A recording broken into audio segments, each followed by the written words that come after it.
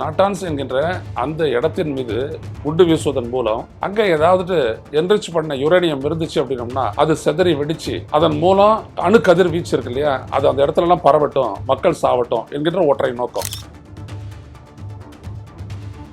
அணு ஆயுதம் இருக்கிறதுக்கான அத்தாட்சியே இல்லைன்னு எல்லாருமே சொல்லிட்டாங்க. அமெரிக்காவினுடைய கவுண்டர் டெரரிசத்தினுடைய அமைப்பினுடைய இயக்குனரே அப்படியெல்லாம் எதுவுமே இல்லைன்னு சொன்னாரு. அதுக்கு முன்னாடியே IAEA சொல்லிடுச்சு, இன்டர்நேஷனல் அட்டாமிக் எனர்ஜி ஏஜென்சி, அதுவும் சொல்லிடுச்சு இல்லை அப்படின்ட்டு. அப்படி இருந்தும் கூட ஈரானுடைய எதுவுமே இருக்கக்கூடாது, எந்த விதமான முன்னேற்றமும் எந்த இடத்துலயும் அவங்க எதிர்காலத்தில் ஒரு கவுண்டரா வந்துடக்கூடாது அப்படின்னு சொல்லிட்டு இன்னைக்கு நாட்டான்ஸ் மேல குண்டு வீசி தாக்கி இருக்கிறாங்க. பலமுனை தாக்குதல் இஸ்ரேல் மேல நடத்துறதுக்கும் அமெரிக்காவுடைய பேஸ் மேல பலமுனை தாக்குதல் நடத்துறதுக்கு காரணம் இந்த ஒரு கமாண்டும் தனித்தனியா செயல்பட்டது தான். இப்போ ஒரே கமாண்டு அட் ஏ டைம் ஒரே இலக்கை நோக்கி அடிக்கலாம். ஒரு கமாண்டு இன்னொரு கமாண்டு 2-3 கமாண்டு சேர்த்து ஒரே இடத்துல அடிச்சிருப்பாங்க. ஆனா தெரியாது, ஆனா அடுத்தடுத்து வந்துகிட்டே இருக்கும். இன்ன வரைக்கும் ஈரான் கிட்ட இப்ப இந்த நிலையில இன்றைக்கு எவ்வளவு இருக்குது, அவங்ககிட்ட எவ்வளவு நாள் தாக்கு பிடிப்பான் அப்படின்ற விவரமே யாருக்குமே தெரியல, இன்க்ளூடிங் அமெரிக்கா. செய்யும் சிலாஜித் கவனத்தை மேம்படுத்தும் அஸ்வகந்தா மற்றும் உயிர் சக்தியை பெருக செய்யும் சஃபேடு முஸ்லி போன்ற இமயமலையின் உணவுப் பொருட்களை கொண்டு வந்து மிஸ்டர் பர்ஃபெக்ட் உருவாக்கப்பட்டுள்ளது. உங்கள் முழு குடும்பத்தின் ஆரோக்கியத்தை மா நேச்சுரல்ஸ் மூலம் உறுதி செய்திருங்கள். 100% இயற்கையான மூலிகை பொருட்கள் மூலம் உருவாக்கப்பட்ட மிஸ்டர் பர்ஃபெக்ட் மற்றும் மிஸ் பர்ஃபெக்ட் தலைமுறையாக குடும்பங்களின் உடல் வலிமை, மன வலிமை மற்றும் மகிழ்ச்சியை பெருக செய்கிறது. உங்கள் மகிழ்ச்சியான பயணத்தை துவங்க www.manaturals.com என்ற இணையதளத்தை பார்வையிடவும் அல்லது வாட்ஸ்அப் எண்ணிலும் தொடர்பு கொள்ளலாம்.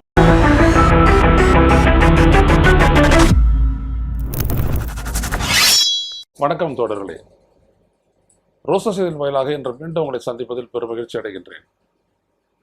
ஈரானுக்கு எதிராக இஸ்ரேலும் அமெரிக்காவும் கடந்த 21 நாட்களாக தொடர்ந்து நடத்தி வரும் தாக்குதலில் அந்த நாட்டில் இதற்கு மேல் தாக்குவதற்கு இலக்கு ஏதுமில்லை என்று சொல்லிக் கொண்டு வந்த ட்ரம்ப் இன்றைக்கு இஸ்ரேலுடன் இணைந்து கொண்டு மறுபடியும் ஈரானுடைய அந்த அணுசக்தி ஆய்வு மையம் இருக்கக்கூடிய நாட்டான்ஸ் என்கின்ற அந்த இடத்தின் மீது குண்டுமடை பொழிந்திருக்கிறார்கள்.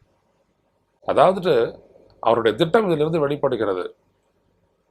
அங்க இந்த நாட்டான்ஸ் என்கின்ற அந்த இடத்தின் மீது குண்டு வீசுவதன் மூலம் அங்கே ஏதாவது என்ரிச் பண்ண யுரேனியம் இருந்துச்சு அப்படின்னம்னா அது செதறி வெடிச்சு அதன் மூலம் அந்த அணுக்கதிர் வீச்சு இருக்கு இல்லையா, அது அந்த இடத்துல எல்லாம் பரவட்டும், மக்கள் சாவட்டும் என்கின்ற ஒற்றை நோக்கம். உங்களுடைய நோக்கம் என்ன? அணு ஆயுதங்கள் இருந்துச்சுன்னா அதை அழிப்போம். அணு ஆயுதம் இருக்கிறதுக்கான அத்தாட்சியே இல்லைன்னு எல்லாருமே சொல்லிட்டாங்க. அமெரிக்காவினுடைய ஒரு இயக்குனரே, ஒரு கவுண்டர் டெரரிசத்தினுடைய அமைப்பினுடைய இயக்குனரே அப்படியெல்லாம் எதுவுமே இல்லைன்னு சொன்னாரு. அதுக்கு முன்னாடியே IAEA சொல்லிடுச்சு, இன்டர்நேஷனல் அட்டாமிக் எனர்ஜி ஏஜென்சி, அதுவும் சொல்லிடுச்சு இல்லை அப்படின்ட்டு. அப்படி இருந்தும் கூட ஈரானுடைய எதுவுமே இருக்கக்கூடாது, எந்த விதமான முன்னேற்றமும் எந்த இடத்துலயும் அவங்க எதிர்காலத்தில் ஒரு கவுண்டரா வந்துடக்கூடாது அப்படின்னு சொல்லிட்டு இன்னைக்கு நாட்டான்ஸ் மேல குண்டு வீசி தாக்கியிருக்கிறாங்க. ஆனால் ஈரான் சும்மா இல்லை, அவங்களும் பதிலடி தாக்குதல் நடத்திக்கிட்டு தான் இருக்கிறாங்க. அதில் முக்கியம் என்னன்னா, அதுக்கு நம்ம பின்னாடி வருவோம். அதுக்கு முன்னாடி நாங்கள் எல்லாரையும் வாங்க, எல்லா நாடுகளையும் அழைப்பு விடுச்சார் Trump. England, Germany, France, NATO allies எல்லாருமே. இப்பொழுதெல்லாம் அவங்களாம் ரொம்ப கோடையாக போயிட்டாங்க அப்படின்னா இவர் சொல்கிறாரு. இவர் எவ்வளோ பெரிய மென்டல் பாருங்க. அவங்க சொல்கிறாங்க, இந்த போரை விரிவுபடுத்த நாங்கள் வர தயாராக இல்லை, இந்த போரை முடிக்கக்கூடிய வழி இராணுவ நடவடிக்கை இல்லை. இதுதான் இங்கிலாந்தும் ஜெர்மனியும் சொன்னது. நீ இராணுவ நடவடிக்கை கூப்பிடுற, அது அமைதியை ஏற்படுத்தாது, நாங்கள் அதுக்கு ஒத்துழைக்க தயாராக இல்லைன்ட்டு. அதுக்கப்புறம் அந்த ஹார்மஸ் நீரிணை, அதன் வழியாக தான் கப்பல்கள்லாம் வெளில வரணும். அந்த கப்பல்கள் எல்லாம் அங்கே அது வர்றதுக்கு பாதுகாப்பு அளிக்கணும் அப்படின்ட்டு. இங்கே நிபுணர்கள்லாம் ஒரு கேள்வி எடுக்கிறாங்க, எப்படி பாதுகாப்பு கொடுப்ப நீ? அது ஈரானுடைய கோஸ்ட்டை ஒட்டி இருக்குது, ஈரானுடைய கட்டுப்பாட்டுக்கு உட்பட்ட பகுதி, அது கடலில். அந்த இடத்துல எப்படி பாதுகாப்பு நீ கொடுப்ப? எடுத்துகிட்டு போயிட்டாங்க, அதில் விமான தாங்கி கப்பல்கள்லாம் எடுத்துகிட்டு நிறுத்துவியா? நிறுத்தினா அப்படின்னம்னா ஏவுகணையை தூக்கி போட்டு காலி பண்ணி ஒழிச்சு மூடு கடிச்சிருவான். சரிதானா? ஏற்கனவே உன்னுடைய அந்த ஆப்ரஹாம் லிங்கனை அந்த விமான தாங்கி கப்பலை கிட்டத்தட்ட ஏற்கனவே இருந்த இடத்த விட இன்னும் ஃபர்தராக தள்ளி 700 மைலுக்கு அப்பால், அதாவது 1000 கிலோமீட்டருக்கு தூரத்தில் கொண்டு போயிட்டு பின்தள்ளி நிறுத்தி வச்சிருக்கிற காரணம் என்ன? இஸ்ரேல் அடிக்கக்கூடிய அந்த செஜல் போன்ற ஏவுகணைகள், 2 ஸ்டேஜ் ஏவுகணை, அது இதெல்லாம் வந்து கோரம்ஷார். இந்த ஏவுகணைகள்லாம் வந்துட்டு தாக்குச்சு அப்படின்னம்னா எல்லாத்தையும் தாக்கு பிடிப்போம் அப்படின்னு சொல்லக்கூடிய உங்களுடைய விமான கடற்படை வந்துட்டு அப்படியே மூழ்கி போயிடும். அதனால் நீங்கள் பாதுகாப்பாக தள்ளி போயிட்டீங்க. ஏன்னா அனுமானிக்க முடியும், தூரத்தில் போயிட்டோம் அப்படின்னம்னா அந்த ஏவுகணைகள்லாம் வந்துச்சு அப்படின்னம்னா அனுமானித்து தடுத்து நிறுத்தி அதில் வந்துட்டு விண்ணிலக்குகளாக வச்சு அதை அடிச்சிடலாம். அதில் ஒன்றும் பிரச்சனை இல்லை. ஆனால் பக்கத்தில் இருந்ததுன்னா ரொம்ப ஈஸியாக அடிச்சிருவாங்களா அவங்க, அவ்வளவுதான், முடிஞ்சு போச்சு. இப்படி இருக்கக்கூடிய ஒரு சூழலில் ஒரு ட்ரம்ப் என்ன சொல்கிறாருன்னா, இதுக்கு மேலே ஈரானில் வந்துட்டு தாக்குதலை தொடர்றதுக்கு எந்த விதமான இடமும் இல்லை, எந்த விதமான இலக்கும் இல்லை, எல்லாம் முடிஞ்சு போச்சு அப்படின்னு சொல்லிக்கிட்டு படைபலத்தை 50,000 அதிகரித்தார். எப்படி இருக்கு பாருங்க. ஸோ அதில் 2 செய்தி இருக்குது. ஒன்று, தாக்கிறதுக்கு இலக்கில்லைன்னு சொல்லிக்கிட்டு தாக்கிட்டே இருக்கிறது ஒன்று. ரெண்டாவது, அந்த இடத்த விட்டு தான் அகன்று விட்டால் அத்தோடு என்ன ஆகுனீங்கன்னா மொத்த மிடில் ஈஸ்ட்ல இருந்தும் அமெரிக்க படைகளினுடைய இருப்பு முழுமையாக வெளியேற்றப்படக்கூடிய நிர்பந்தத்தை ஈரான் ஏற்படுத்திவிடும். அதுதான் ரொம்ப முக்கியம்.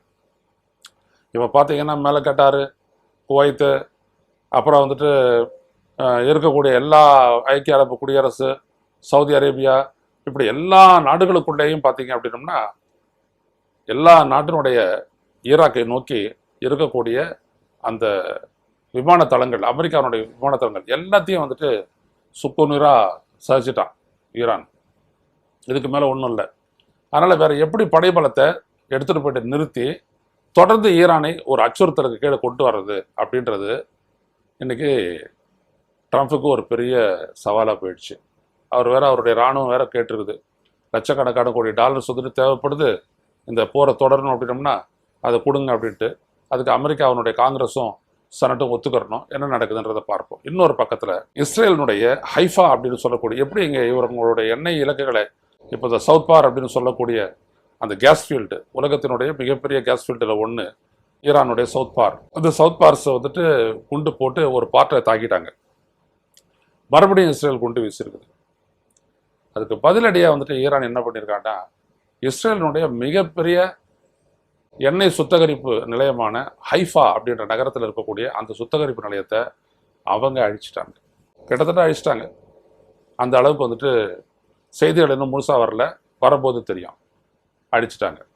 அதாவது என்னை எக்கனாமிக்கலாக நீ முடக்க நினைச்சின்னா உங்களுடைய எக்கானமிக்கு ஆதாரமாக இருக்கக்கூடிய எல்லா இலக்குகளையும் அடிப்போம் அப்படின்னு சொல்லிட்டு, அதே தான் அமெரிக்காவுக்கு நீ இடம் கொடுத்த அப்படின்னோம்னா நான் உன்னுடைய பொருளாதார இலக்குகளை குறி வச்சு அடிப்போம் அப்படின்றதுனால தான் கட்டாரில் இருக்கக்கூடிய நார்த் ஃபீல்டு அப்படின்ற சொல்லக்கூடிய அந்த கேஸ் ஃபீல்டை இவங்க ட்ரோனை வச்சு தாக்குனது. ஈரான் ட்ரோனை வச்சு தாக்கியிருக்கிறாங்க. அது மட்டுமல்ல, ரொம்ப அருகையில் இருக்கக்கூடிய ஈராக்கினுடைய தலைநகர் பாக்தாத்தில் இருக்கக்கூடிய அமெரிக்காவுடைய இன்டெலிஜென்ஸ் சென்டரை வச்சு குறி வச்சு தொடர்ந்து தாக்குதல் நடத்தி இன்னைக்கு அந்த இதை அடிச்சிட்டாங்க.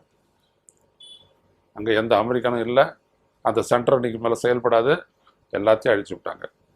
ஆக ஈரானுடைய தாக்குதல் அப்படின்றது இந்த போரில் அமெரிக்காவை எப்படி எதிர்கொள்ளணும் அப்படின்ற ஒரு பெரிய ஒரு பாடத்தை அமெரிக்கா, இஸ்ரேல் போன்ற நாடுகள், இஸ்ரேல் வந்துட்டு எப்பொழுதும் ஆயுதம், அணு ஆயுதம் எல்லாத்தையும் வச்சுக்கிட்டு தான் அவர் வந்துட்டு பண்ணுவார். அமெரிக்கா அவனுடைய பிக் பிரதர், அந்த சப்போர்ட்டை தான் பண்ணுறான். இந்த அளவிற்கு அமெரிக்காவையும் எதிர்கொண்டு அதே நேரத்தில் இஸ்ரேலுக்கு எவ்வளோ பெரிய அழிவையும் ஏற்படுத்தியது ஈரான் எப்படி? இந்த கேள்விக்கான பதில் தான் இன்னைக்கு உலகம் ஃபுல்லாக ஒரு பெரிய ஒரு ஆராய்ச்சியாகவே இருக்குது. காரணம் என்ன அப்படின்னம்னா 2 விடயம். நான் 2வது விடயத்துக்கு முதல்ல வரேன். இப்போவும் ஈரானுடைய தலைவர் என்ன சொல்கிறார் அப்படின்னம்னா, நாங்கள் இந்த நிலையிலையும் ஏவுகணைகளை தயார் பண்ணிக்கிட்டோம், எக்யூப் பண்ணிக்கிட்டும் இருக்கிறோன்றாரு. அதாவது இருக்கக்கூடிய ஏவுகணை பேசஸ்லாம் நான் அழிச்சிட்டேன்னு ட்ரம்ப் சொல்கிறாரு. ஆனால் தொடர்ந்து ஏவுகணைகள் பறந்துக்கிட்டே இருக்குது, தாக்கிக்கிட்டே இருக்குது, அடிச்சுக்கிட்டே இருக்கிறாங்க. அதே நேரத்தில் ஏவுகணை தயாரிப்பு நடக்குது, அதை எக்யூப் பண்ணுறது அப்படின்னம்னா வந்துட்டு அதை வந்துட்டு சேர்க்கறது, குண்டுகளோட சேர்க்கறது. இந்த முனைப்பகுதி தான் வந்துட்டு குண்டுகள் 1000 கிலோ வரைக்கும் நீங்கள் சேர்க்கலாம். இந்த மாதிரி பெரிய ஏவுகணைகள் எல்லாம் அதெல்லாம் நடந்துக்கிட்டே இருக்குது அப்படின்னு சொல்லிட்டு ஈரான் சொல்கிறாங்க. சொல்லி நிரூபித்து அடிக்கிறாங்க. இதெல்லாம் எப்படி சாத்தியம், எந்த இடத்துல இருந்து அவங்க செய்கிறாங்க அப்படின்னு சொல்லிட்டு பார்த்தோம் அப்படின்னம்னா ஒரு செய்தி வந்திருக்குது. அந்த செய்தியை பகிர்ந்து கொள்ள விரும்புகிறேன். முதல்ல இதில் கவனிக்க வேண்டியது என்னன்னா, ஈரான் வந்துட்டு ஒரு பாடத்தை அமெரிக்கா வந்துட்டு ஈராக்கை எப்படி அழிச்சாங்க அப்படின்றத வந்துட்டு ஒத்து கவனித்து ஒரு பாடத்தை அவன் எடுத்துகிட்டு இருக்கான். அது என்னன்னா 2003 சதாம் ஹுசேன் வந்துட்டு மிகப்பெரிய பேரழிவை ஏற்படுத்தக்கூடிய ஆயுதங்கள், வெப்பன்ஸ் ஆஃப் மாஸ் டிஸ்ட்ரக்ஷன், WMDன்னு சொல்லுவோம், அதை வந்துட்டு நிறைய சேர்த்து வச்சிருக்கிறாரு அப்படின்னு சொல்லிட்டு அப்போ இருந்த அந்த அமெரிக்காவினுடைய அதிபர் ஜூனியர் புஷ் அவர் எப்பொழுதுமே எப்படி சொல்வார் அப்படின்னா, ஒன்று நீ என் கூட இரு, எனக்கு ஃப்ரெண்டு, என்னோட இல்லையா நீ என்னோட எனிமி, இப்படி தான் சொல்லிட்டு எல்லாரையும் மிரட்டினாங்க. இந்தியாவையும் மிரட்டினா, பாகிஸ்தானையும் மிரட்டினான். அந்த ஆப்கானிஸ்தான் மேலே போர் தொடுத்து ஒசாமா பின் லேடனை வந்துட்டு அழிக்கிறதுக்காக அந்த போரை பண்ணாங்க. அப்போது அந்த 2003 அப்போ இன்வைட் பண்ணும்போது ஈராக்குள்ள போய் 11 நாளில் அந்த நாட்டை அடிமைப்படுத்த முடிஞ்சிச்சு அமெரிக்காவில். அது எதனால் அப்படின்றத வந்துட்டு ஈரான் யோசிச்சிருக்கான். அதில் என்ன அப்படின்னம்னா, சதாம் ஹுசேன் தலைமையில் தான் வந்துட்டு மொத்த ஸ்ட்ரக்சர் இருக்குது, மிலிட்டரி ஸ்ட்ரக்சரு, ஆட்சி, நிர்வாகம் எல்லாம் அவருடைய தலைமையில் தான் எல்லா அமைப்பு இயங்கிட்டு இருக்குது. கமாண்டு, சென்ட்ரல் கமாண்டுன்னு சொல்லுவோம், அவ்வளோதான். அந்த மாதிரி அந்த இடத்த வந்துட்டு அடித்து நிர்மூலமாக்கிட்ட உடனேயே பெரிய படைபலம் இருந்தும் கூட சதாம் ஹுசேன் கிட்ட கட்டளை யார் பிறப்பிப்பது, என்ன செய்வது அடுத்த கட்டமானு தெரியாத அவருடைய படைகள்லாம் அந்தந்த இடத்துல நின்று சண்டை போட ஆரம்பித்து எல்லாருமே அழிச்சு போட்டாங்க. எல்லாம் நடந்து முடியறதுக்கு வெறும் 11 நாள் தான் பிடிச்சிருக்குது அமெரிக்காவுக்கு, முடிஞ்சிருச்சு. இது எதனாலன்னு தீவிரமாக யோசிக்கும் போது இந்த கன்க்ளூஷனுக்கு வந்திருக்குது. யார்? ஈரானுடைய ஒரு ஜெனரல் அவர் வந்திருக்காரு அந்த கன்க்ளூஷனுக்கு. அவர் என்ன பண்ணியிருக்காருன்னா, முதல்ல இந்த சென்ட்ரலைசேஷன் ஆஃப் கமாண்ட் எல்லாத்தையும் எடுத்தாந்துட்டு ஒரு இடத்துல கட்டளை பிறப்பிக்கக்கூடிய அந்த அதிகாரத்தை ஒரு இடத்துல பூச்சது தான் தப்பு அப்படின்னு சொல்லிட்டு அவர் என்ன பண்ணியிருக்காரு அப்படின்னோம்னா, பாருங்க, இந்த முகமது ஜஃபாரி அப்படின்னு சொல்லக்கூடிய அன்றைக்கு இருந்த ஈரானுடைய இராணுவ தளபதி, அவர் என்ன பண்ணியிருக்காரு, முதல்ல எல்லாத்தையும் பிரி. இதுக்கு பேர் வந்துட்டு என்ன அப்படின்னீங்கன்னா, ஒரு தனி பேர் வச்சிருக்காரு அவர், மொசாயிக் டாக்ட்ரின். மொசாயிக் டாக்ட்ரின் இது ஒரு திட்டம். என்ன அப்படின்னோம்னா, 31 ப்ராவின்ஸ் இருக்குது ஈரானுக்குள்ள. 31 ப்ராவின்ஸுக்கும் இந்த IRGCன்னு சொல்லக்கூடிய ஈரான் ரெவல்யூஷனரி காட்ஸ் கார்ப்ஸ் அப்படின்னு சொல்லக்கூடிய அந்த படைகள் இருக்குது. இந்த படைகள் கிட்ட தனித்தனியாக பொறுப்பை கொடுத்துட்டு, நீ ஒரு போர் சூழல்ல, கடுமையான போர் சூழல்ல எல்லா முடிவும் எடுக்கக்கூடிய அதிகாரம் உனக்கு இருக்குது, மேலேருந்து கட்டளை வரணும் அப்படின்னு காத்துட்டு இருக்கக்கூடாது.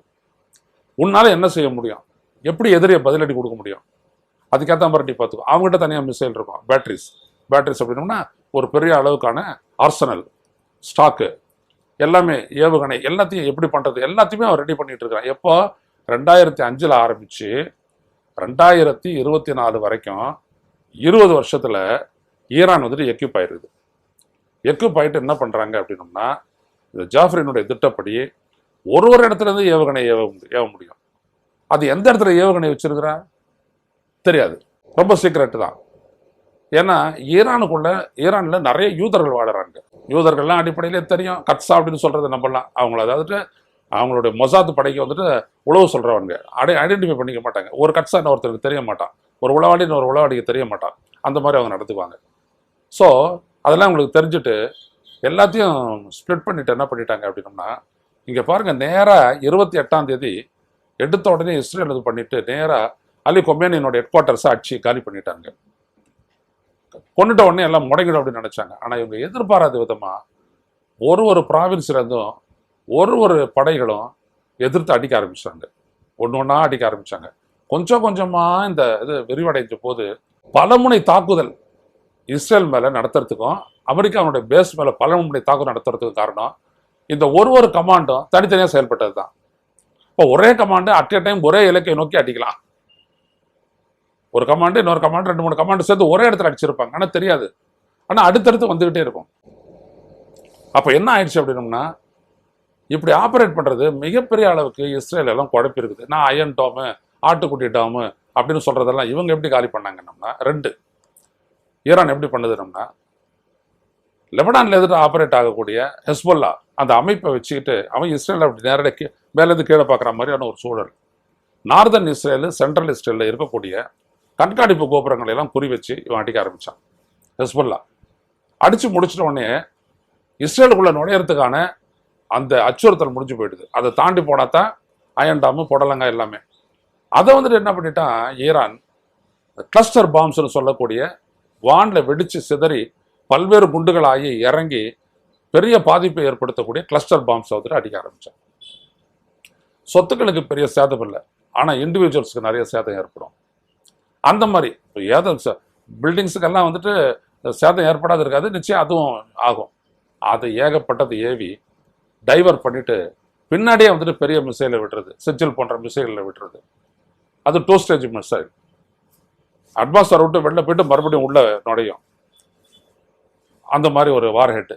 ஸோ அடித்து நொறுக்கி தள்ளி எல்லாத்தையும் நாசம் பண்ணிவிட்டான். விளைவு என்ன அப்படின்னம்னா, இன்ன வரைக்கும் ஈரான் கிட்ட இப்போ இந்த நிலையில் இன்றைக்கு எவ்வளோ இருக்குது, அவங்ககிட்ட எவ்வளோ நாள் தாக்கு பிடிப்பான் அப்படின்ற விவரமே யாருக்குமே தெரியல, இன்க்ளூடிங் அமெரிக்கா. அதான் இருக்கிற பேசலாம் அடிச்சிட்டோமே, கண்ணுக்கு தெரிஞ்சு அவனுக்கு உளவு பிரிவின் மூலமாக அந்த தகவலை வச்சு தான் அவனா செயல்படுவாங்க. இங்கே தான் மொசாத்தினுடைய தலைவர் டேவிட் பெர்னி, அவனே கொண்டுட்டாங்க. இல்லை, அதெல்லாம் சந்தோஷத்தோட தான் சொல்கிறேன். ஏன்னா 3 வருஷமாக சேர்ந்துக்கிட்டு காசாவில் இருந்த மக்களை அழித்து கையேந்த விட்டான்ல சோத்துக்கு தண்ணிக்கு. அப்படியாப்பட்ட ஒரு இன வெறியனை வந்துட்டு நிச்சயமாக வாழ வேண்டியவன் கிடையாது. என்னோட கன்க்ளூஷன் அவ்வளோதான். என்னுடைய கன்க்ளூஷன் பார்த்துருக்கேன். ஹிட்லருடைய சரித்திரம், அவனுடைய போர், அவனுடைய நாஜி படைகள், இந்த தேர்ட் ரீச்லேருந்து எல்லாத்தையும் பார்த்துருக்குறோம். அப்போ இந்த மாதிரி ஒருத்தன் வாழக்கூடாது. வாழ்ந்தா உலகத்தில் அமைதி இருக்காது, அதை அனுமதிக்கிறதும் உலகமாக இருக்காது. அதை செஞ்சதுக்காக ஈரான் பாராட்டுக்குரியது. இப்படிப்பட்ட ஒரு ஆளை ரொம்ப பயங்கரமாக அழுவுறது. நிறைய ஷார்ட்ஸ் எல்லாம் வருது இப்போல்லாம் வெளியில். இல்லை பாருங்க நம்ம ஆளை எப்படி வச்சு போச்சிருக்கிறாங்க அப்படின்றதெல்லாம் வந்துட்டு இருக்குது. அதனால என்ன அப்படின்னோம்னா, அழகாக திட்டமிட்டு பல்வேறுபட்ட லேயரில் வந்துட்டு தாக்குதலை நடத்தி ரொம்ப ஈஸியாக அவங்கள ஆக்சஸ் பண்ணி எதை அடிக்க முடியாது. ஒரு கான்கிரீட் உள்ள பங்கரில் இருக்கக்கூடிய கான்கிரீட் பிளாக்ஸ் அப்படியே உடுத்து தலைமையே அந்த அளவுக்கு பவர்ஃபுல்லாக மிசைலை வச்சு தாக்கியிருக்கிறாங்க. இப்போ ஈரான் கிட்ட இருக்கக்கூடிய மிசைல் அதனுடைய பலம் எவ்வளவு அப்படின்றதெல்லாம் அனுமானிச்சு தான் அவன் பங்கருக்குள்ள போயிட்டு நுழைவான் இல்லையா? அப்போ அவங்க எதிர்பார்த்து திட்டமிடாத அளவிற்கு இன்னும் பவர்ஃபுல்லாக இவங்க வளர்ந்துருக்கிறாங்க, அடிச்சிருக்கிறாங்க. இவ்வளவு ஏன் செஞ்சாங்க ஈரான்? இந்த அளவுக்கு எப்படி எக்யூப் பண்ணா? ஒன்னே ஒண்ணுதான். ஒட்டுமொத்த அரபு நாடுகளும், அங்கே இருக்கக்கூடிய மிடில் ஈஸ்ட் இருக்கக்கூடிய அரபு நாடுகள் அனைத்தும் அமெரிக்காவினுடைய கொத்தடிமைகள் ஆகி அவனை இழுத்தாந்து விட்டு பாதுகாப்புக்கு அவன் தான் வேணுன்ற மாதிரி எல்லா இடத்துலையும் பேச போட்டுட்டு ஒட்டுமொத்த எண்ணெய் வர்த்தக கட்டுப்பாட்டை அவங்ககிட்ட கொடுத்துட்டு தனக்கு எதிரான இந்த எக்கனாமிக் சாங்ஷன்ஸ், பொருளாதார தடைகள் இதெல்லாம் உடைக்கணும் அப்படின்னம்னா ஒரு நீண்டகால போர் வந்துட்டு இம்மினன்ட் நடந்தே தீரும், அதை தாக்கு பிடிச்சே தீர வேண்டும் அப்படின்ற ஒரு முடிவுக்கு ஈரானுடைய தலைமை வந்திருக்கிறது. இது வந்துட்டு ஒரு அபரிதமான சிந்தனை. இவங்களை தாக்கு பிடிச்சி அடிச்சு இவங்களால உங்களுக்கு பாதுகாப்பு தர முடியாது, என்னை தாண்டி தானே நடக்கணும் நிரூபிச்சிட்டான்ல. இன்னைக்கு 3 வாரம் தான் நிரூபிச்சிட்டான்.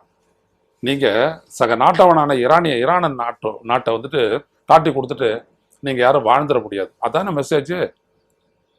குவைத் விமான நிலையத்துக்கு பக்கத்திலே குண்டு போட்டான். ஏன் விமான நிலையத்துக்கு மேலே போட முடியாதா? அது அவனுடைய நோக்கம் கிடையாது. அதே மாதிரி நார்தன் ஃபீல்டு மேலே அடிச்சான். அடுத்தபடியா இங்கே அராம்கோ, சவுதி அராம்கோ அந்த ஆயில் ஃபீல்டு அடிச்சான் ஈரான். ஒவ்வொரு இடத்தையும் அடிச்சு காட்டியிருக்கிறான். நீங்க என்ன அடிக்க முடியும்னா என்னாலே உங்களை அடிக்க முடியும். இதான் மெசேஜ். அதான் இப்போ சொல்றேன். It is not the war that matters but the message it delivers is matters அப்படின்ற உலகம் ஃபுல்லாக இதான் பேச்சு இன்னைக்கு. ஈரான் அப்படின்ற ஒரு நாடு வந்துட்டு ஒரு பெரிய வல்லரசு கிடையாது, அணு ஆயுதம் இல்லை, ஒண்ணுமே கிடையாது. புரியுதுங்களா? ஆனா எப்படி இவன் இந்த மாதிரி பண்ணான்? இதுதான் மக்களே. மேதகு பிரபாகரன் சொல்லுவார், வரலாறு எனது வழிகாட்டின்னுவார். அவர் சொல்லுவார், 3 விடயத்தை சொல்லும்போது சொல்லுவார், வரலாறு எனக்கு தத்துவம் எனது ஆசிரியர், இயற்கை எனது நண்பன், வரலாறு எனது வழிகாட்டின்னுவார். வரலாற்றுல இருந்து அவ்வளோ பாடத்தை எடுத்திருக்கிறாங்க. ஒரு முறை இந்த பக்கத்து நாடு இல்லாட்டி அவ்வளவு பவர்ஃபுல்லாக இருந்த சதாம் ஹுசேனை காலி பண்ணி தன்னுடைய நாட்டில் செல்வாக்கு மிக்க தலைவனாக இருந்த கர்னல் கடாஃபியை காலி பண்ணி 2 நாடுகளை கட்டுப்பாட்டு கீழே கொண்டாந்துட்டு இன்னொரு நாட்டினுடைய பிரசிடன்ட், வெனிசுலாவோட பிரசிடன்ட் அவனுடைய பொண்டாட்டியை தூக்கிட்டு போய் அந்த நாட்டினுடைய பொருளாதாரத்தை, நிர்வாகத்தை, ஆட்சி அப்படி தன்னுடைய கைப்பற்றி நான் தான் உன்னுடைய செல்வத்துக்கு நான் தாண்ட அதிபதி அப்படின்னு டிக்ளேர் பண்ணக்கூடிய அளவுக்கு இருக்கக்கூடிய ஒரு அமெரிக்காவை எப்படி கீழே கொண்டாந்துட்டான் பாருங்க. இன்னைக்கு வந்துட்டு ட்ரம்ப் விவரம் தெரியாத நீ ஒரு லூசு அப்படின்ற அளவுக்கு பேச ஆரம்பிச்சிட்டாங்க அமெரிக்காக்குள்ள. நிறைய வருது. நான் ஒன்றும் புதுசாலாம் கண்டுபிடிக்கல. எனக்கெல்லாம் இவங்க என்னைக்கு பதவியாக இருக்கிறாங்களோ பேசுகிறாங்கனால 4 வாரத்தை கண்டுபிடிச்சிடும். அவன் லூஸு, இவன் லூஸு. நான் எல்லாத்தையும் அப்படி தான் சொல்லியிருக்கேன். புரியுதுங்களா? இப்போ தான் இவங்களுக்கெல்லாம் தெரியுது. நமக்கு முன்னாடியே தெரியும். ஆதிக்கத்தை கையில் எடுத்தா அது நமக்கான அழிவாயுதம் அப்படின்றத புரிஞ்சுக்கணும். அதான் சொன்னேன், ஒன்றே கிலோ பிரெயின் தான் எல்லாருக்குமே. எனக்கு அதான், என் எதில் நிற்கிறவனும் அதான், பார்க்குறவங்களுக்கும் அதான். எல்லாருக்கும் ஒன்று தான். அப்போ என்னடா சொன்ன தமிழை வாழ விடு. எல்லாருக்குமே என்சான் உடம்புக்கு ஒன்சான் வயிறு தான் ஆதாரம். உண்மையில் ஆதாரம் தலையெல்லாம் இருக்கலாம். வயிற்று பிறந்துட்டோம்னா மேட்ரு முடிஞ்சிடுது இல்லை? தாண்டா அந்த மாதிரி ஒரு ஈரான் அப்படின்ற ஒரு நாட்டை நீங்கள் தப்பான ஒரு காட்டி, ஒரு மதவாதத்திற்கு அடிமைப்பட்ட ஒரு நாடை காட்டி என்னென்னலாம் சொன்னீங்க. இன்னைக்கு எப்படியாப்பட்ட ஒரு சர்வைவல் கேம்பிட் அப்படின்னு வாழ்ந்தே தீருவேன் அப்படின்னு சொல்லிட்டு அந்த நாடு இன்னைக்கு பண்ணிக்கிட்டு இருக்கக்கூடிய இந்த ஒரு பெரும், அதாவது மிலிட்டரி அசால்ட்டுன்னா சாதாரண இல்லைங்க தாக்குதல். அமெரிக்காவும் இஸ்ரேலும் தொடுக்கக்கூடிய தாக்குதல் சாதாரணமானதில்லை. பறந்துக்கிட்டே இருக்குது. அமெரிக்காவினுடைய விமானங்கள் ஒரே இடத்துல 4 விமானம் 3 விமானங்களை சாத்தி தள்ளிட்டான் அப்படின்னா பாருங்களேன். என்ன விதமான வார்ஃபேர் இது, என்ன விதமான ஸ்ட்ராட்டஜி, என்ன விதமான லேர்னிங், என்ன விதமான எக்ஸிக்யூஷன். கவனிங்க. இதெல்லாம் ஒரு இளைஞனும் பார்க்கணும், இதெல்லாம் பேசணும். ஒரு நாட்டினுடைய இறையாண்மை அப்படின்றது அப்படியே பிரதமர் அவர் பக்கத்தில் இருக்கக்கூடிய ஒரு பட்டனு அவர் பிடிச்சி அதை அமுக்கிட்டாருன்னா அப்படியே அணுசக்தி ஆயுதங்கள்லாம் பாயும். இப்போ நம்மகிட்ட தான் கூட இருக்குது அணுசக்தி ஆயுதங்கள் எல்லாமே இருந்துச்சு. அமெரிக்கா உன்னோட நான் ஏதோ ஒன்று சொல்லியிருக்கிறாரு, மோடியை மிரட்டி இருக்கிறாரு. நம்மள்கிட்ட சொல்கிறது நான் வர்த்தகத்தை வச்சு மிரட்டினான்னு, அங்கே மோடி கிட்ட மோடி நீ ஜெயிச்சது தெரியும் எனக்கு, நீ இவிஎம் வச்சு தான் ஜெயிக்கிற அப்படின்னு நீ சொல்லிவிட்டான்னு வச்சுக்கோ, நாளைக்கு நீ காத்தால இந்தியாவில் பெரிய புரட்சி ஏற்படும், உன்னை ஒரு வழி பண்ணிவிடுவாங்க அப்படின்னு சொல்லியிருந்தாலே அதுவும் மோடி சரி பாஸ் வேணா பாஸ் அப்படின்றாரு. விஸ்வகுரு சரிண்ணா, விஸ்வகுரு இதெல்லாம் இந்த மாதிரி அடிமைகள் இல்லாமல் இருந்தாங்க. அப்போ அவர் அலி கொமேனி சாவறதுக்கு முன்னாடியே அவர் சொல்லிவிட்டாரு, என்னை அழிச்சுன்னா எனக்கு பின்னாடி வரிசையாக வந்துக்கிட்டே இருப்பாங்க அப்படின்னாரு. அதனுடைய அர்த்தம் யாருக்குமே புரியல. நான் எக்யூப் பண்ணி வச்சிருக்கிறேன்டா என்னுடைய நாட்டை அப்படின்ட்டு இவரை தூக்கிட்டு அந்த ஷார் ரிஜியம்லேருந்து ஒருத்தர் எடுத்தாந்து வச்சுவிட்டு அவன் மேலே உக்காந்துக்கிட்டு மொத்த மிடில் ஈஸ்டையும் நான் கட்டுப்படுத்துவேன் அப்படின்னு சொன்ன அமெரிக்காவினுடைய அந்த எக்கனாமிக் மிலிட்டரி ஸ்ட்ராட்டஜி இன்னைக்கு ஒன்றுமில்லாத அடிபட்டு சுக்கு நூறாக சதுரி கிடக்குது. இன்னைக்கு மறுபடியும் அந்த பகுதி எப்படி கட்டுப்பாட்டை கொண்டு வருவேன்? நாட்டை ஒத்துக்கலை. நான் உன்னோட ஸ்ட்ராட்டஜி தப்பு, உன்னது எல்லாமே தப்பு. என்னை கேட்டுக்கிட்ட சண்டைக்கு போனேன், அதான் அவங்களுடைய முதல் கேள்வி. இல்லை ஓ சாவு, அவ்வளோதான். இதையும் இந்த லெவலில் உட்காந்துட்டு நம்ம பேசுகிறோம். தோழர்களே ஒன்று புரிஞ்சுக்கங்க, ஒரு நாட்டினுடைய இருப்பும் முன்னேற்றமும் அழிவும் எல்லாம் அந்த மக்களை சார்ந்தது தான், அரசு தலைமைகளை கிடையாது. இந்த நாட்டில் நம்ம எப்படிப்பட்ட ஒரு ஸ்ட்ராட்டஜியை விதைக்கிறோமோ, மக்கள் மத்தியில் எப்படியாப்பட்ட அரசியல் அறிவு இருக்குதோ, திறன் இருக்குதோ, அதை வச்சு தான் இந்த நாட்டினுடைய எழுச்சி ஏற்படும். இதெல்லாம் நம்ம தெரிஞ்சுக்கிறேன்னு வச்சுக்கோங்க, ஒன்றும் பண்ண முடியாது. நம்முடைய நாட்டினுடைய தொழில்நுட்ப தலைமை DRDO, department of atomic energy, ISRO எல்லாமே வந்துட்டு அந்த மாதிரி வெல் எக்யூப்டு தான். அவங்களுக்கெல்லாம் தெரியும் இந்த ஸ்ட்ராட்டஜிக்கலி தினம் என்ன செய்யணுன்றதெல்லாம் தெரியும். ஒவ்வொரு நாளும் சோதனை நடத்திக்கிட்டே இருக்கக்கூடிய ஒன்று தான் defence research and development organisation, இந்தியாவோட டிஆர்டிஓ. நமக்கெல்லாம் அதெல்லாம் ஒரு பெருமைமிக்க ஒரு இடம். அப்படியாப்பட்டவங்கலாம் இன்னைக்கு அப்படி செயல்படுறாங்கன்னா மக்களுக்கு நம்மளுக்கு எதுவுமே தெரியாம நம்ம போயிட்டு விஜய்னா அப்படின்ட்டு தட்டிக்கிட்டு இருக்கிற ஒரு கும்பலை வச்சுக்கிட்டு இந்த நாட்டை ஒண்ணுமே நிர்மாணிக்க முடியாது. நல்லா புரிஞ்சுக்கங்க, திஸ் இஸ் வெரி இம்பார்ட்டன்ட். அரசியல் அப்படின்றதுல நம்மளுடைய அறிவு நிலை, சிந்தனை நிலை எந்த அளவுக்கு இருக்குதோ அங்கதான் இருக்குது நம்ம நாட்டினுடைய பலம். அப்படிதான் நம்ம சப்போர்ட் பண்ணணும் நம்மளுடைய மிலிட்டரியை, நம்ம எல்லாத்தையுமே. புரியுதுங்களா? இது யாருக்கும் எதிராக இல்லை. தற்காப்பு, டிஃபென்ஸ், செல்ஃப் டிஃபென்ஸ், அந்த இடத்துக்கு நம்ம போகணும். நம்முடைய திறனை கண்டு அவன் அஞ்சணும். திருக்குறளாக தானே எழுதியிருக்கிறாரு, தற்காப்பு. எதிரியினுடைய இதை சமாளிக்கக்கூடிய அளவுக்கு, எதிர்த்து அடிக்கிற அளவுக்கு பலம் நம்மகிட்ட இருந்தாகணும்.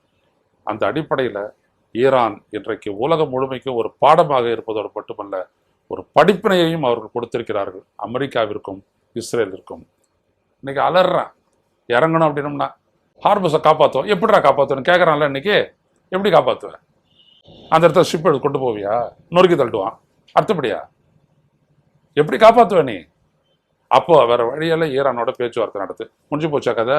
இப்போ என்னுடைய கப்பல்களுக்கு நான் ப்ரொடெக்ஷன் கொடுக்கறதுக்காக எப்படி இந்தியாவுடைய கடற்படை போயிருந்தோ அதே மாதிரி சீன கடற்படை கப்பல் அங்கே வரப்போகுது ஹார்பர்ஸ் கிட்ட. அது வந்துச்சுன்னா நீ என்ன பண்ணுவோம்? அப்போ என்னுடைய எண்ணெய் சப்ளை வந்துட்டு நான் பாதுகாக்க நான் வந்துட்டேன் அப்படின்னு சொல்லிட்டு சீனா வந்துட்டான். அப்புறம் ரஷ்யா வந்து அந்த ஒன்றத்தை சொருவி விடுவான். நல்லா நீட்டமாக 1 கிலோமீட்டர் நீளத்துக்கு ஒரு ஷிப் எடுத்தா நீட்டி நிறுத்திக்குவான். என்ன பண்ணுவேன்? அமெரிக்காவில் ஒன்றும் பண்ண முடியாது. ஆதிக்கம் தகர்ந்துருச்சா? இதுதான் மக்களே. ஏதோ சும்மா ஒரு போர் நடக்குது, இது ஒரு வான வேடிக்கை அல்ல. இதற்கு பின்னால் இருக்கக்கூடிய ஒரு நாட்டினுடைய அந்த சர்வைவல், வாழ வேண்டும் என்கின்ற அந்த உறுதியான முடிவு. இந்த போர் எவ்வளவு காலம் போகின்றதோ அவ்வளவிற்கும் அது ஒரு படிப்பினையாகவும் பாடமாகவும் இருக்கும். மீண்டும் சந்திப்போம். நன்றி, வணக்கம். ஊடகம் கார்ப்பரேட் அரசியல்வாதிகளின் கைப்பாவையாக அடிமைகளாக இருந்தது போதும். இனி சாட்டை எடுத்து சுழற்றும் நேரம் வந்துவிட்டது. ஊடகம் பொதுமக்களாகிய உங்களுக்காக, உங்களாலேயே இயக்கப்பட வேண்டும். ஊடக சுதந்திரத்திற்காக உங்களின் பங்களிப்பை இன்றே அளித்திடுங்கள்.